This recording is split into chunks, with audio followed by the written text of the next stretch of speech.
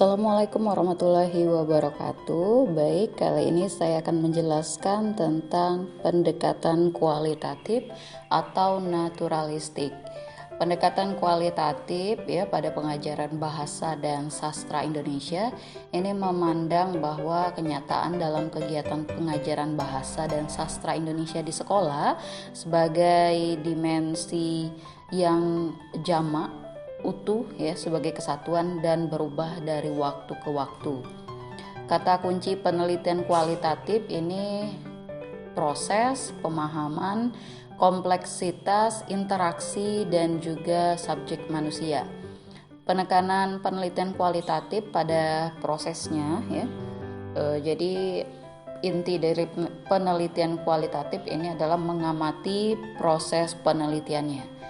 Adapun ciri-ciri pendekatan kualitatif pengajaran bahasa dan sastra Indonesia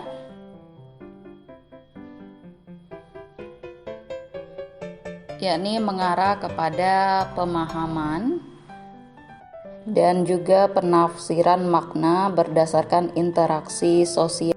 Interaksi sosial di sini ya maksudnya pelaksanaan pengajaran bahasa dan sastra Indonesia di sekolah atau interaksi yang terjadi pada proses pengajaran bahasa dan sastra Indonesia tersebut. Ciri lainnya yakni variabel-variabel yang kompleks ya, maksudnya saling berkaitan, menyeluruh dan tidak mudah diukur. Dilakukan dalam konteks alamiah dan peneliti melakukan kontak langsung dengan subjek di lapangan. Sedangkan kalau kita lihat dari ciri tujuan ya, penelitian kualitatif dalam pengajaran bahasa dan sastra Indonesia, ini tujuannya untuk memperoleh pemahaman secara menyeluruh dan penafsiran makna secara kontekstual terhadap permasalahan yang sedang Anda teliti nantinya ya. Ciri lainnya berpeluang untuk menghasilkan hipotesis dan teori-teori yang substansial, menekankan proses penelitian, jadi bukan pada hasil penelitian. Bedanya kuantitatif ya, itu menekankan pada hasil. Sedangkan penelitian kualitatif ini mengamati prosesnya ya. Jadi yang akan Anda bahas adalah prosesnya, bukan hasil akhirnya. Dan ciri lainnya, desain penelitian dalam pendekatan kualitatif ini lebih fleksibel dan bersifat sementara. Jadi bisa berubah-ubah nih. Kalau tahun ini Anda mengamati kelas 3 tahun 2001 ya, di tahun depan apa yang terjadi pada kelas 3 ya di tahun 2001, misalkan di SMP 1, itu pasti hasilnya akan berbeda. Jadi sifatnya hanya sementara. Dan ciri lainnya, peneliti sebagai human instrument ya. Jadi Anda ya ini sebagai instrumen utama atau kuncinya. Anda yang paling tahu kelas ini mau diuji seperti apa, Anda mau memberikan materi yang bagaimana. Jadi Anda adalah human instrument ketika Anda menjadi peneliti dengan pendekatan kualitatif. Dan ciri lainnya, tidak ada alat penelitian baku ya yang disiapkan sebelum pengambilan data. Jadi tidak ada ketentuan nih Anda harus menggunakan kuesioner atau Anda harus menggunakan soal ya, tidak ada ketentuan demikian karena dia mengikuti dengan prosedur di lapangan nantinya. Ciri lainnya, penggunaan penimbang merupakan penerapan dari pendekatan kualitatif. Pengambilan sampel purposif ya agar dapat memperoleh kasus-kasus yang diteliti. Ada kesepakatan makna dan tafsir data yang diperoleh dengan sumber-sumbernya. Jadi setiap kata ya dalam proses kegiatan tersebut ini harus kalian maknai dan tafsirkan secara sama. Makanya ada penelitian yang memang menjelaskan, misalkan Anda meneliti pendekatan korelasi bla bla bla. Jadi yang harus Anda jelaskan adalah apa itu pendekatan, apa itu korelasi. Tujuannya untuk memiliki kesepakatan makna. Jadi orang yang membaca hasil penelitian Anda ini punya maksud yang sama ya dengan yang Anda maksudkan tersebut. Ciri lainnya yakni penelitian kualitatif ini merupakan studi kasus ya. Penafsiran dalam arti keberlakuan khusus dan bukan umum. Jadi studi kasus melihat konteksnya di kelas bahasa Indonesia tersebut apa masalah intinya, dan juga keberlakuannya ini bersifat khusus ya, hanya berlaku di kelas itu saja. Selanjutnya, ciri dari pendekatan kualitatif ya, proses penelitian ini mencakup konteks dan fokus penelitian.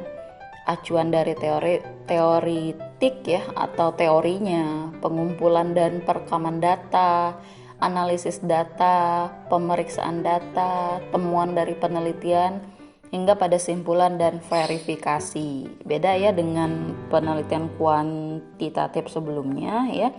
Anda penuh dengan uji reliabilitas, validitas, dan di penelitian kualitatif hal tersebut tidak kita gunakan.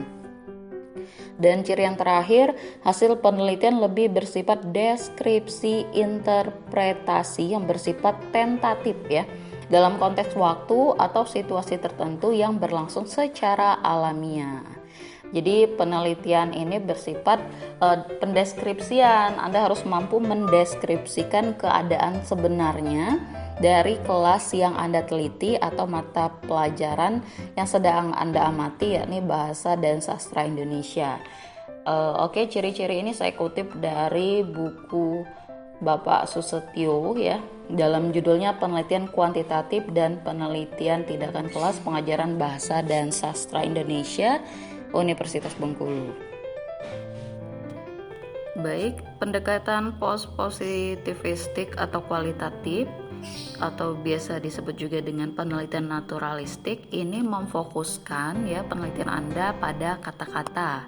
Sedangkan kuantitatif ya ini berfokus pada angka. Jadi bedanya yang terlihat sangat jelas, yakni penelitian kualitatif berfokus pada kata dan kuantitatif pada angka. Tujuannya tadi sama ya, memperoleh pemahaman makna mendalam dari mengembangkan teori dan menggambarkan realitas yang kompleks. Bagaimana dengan instrumen penelitiannya ya? Peneliti sebagai instrumen punya buku catatan dan juga punya alat rekam ya. Jadi pilihannya antara 3 itu nanti.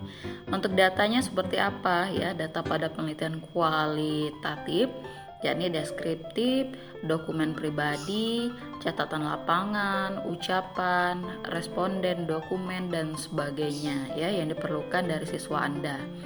Misalkan Anda mengamati aktivitas siswa, maka Anda butuh catatan lapangan bagaimana perkembangan aktivitas siswa tersebut.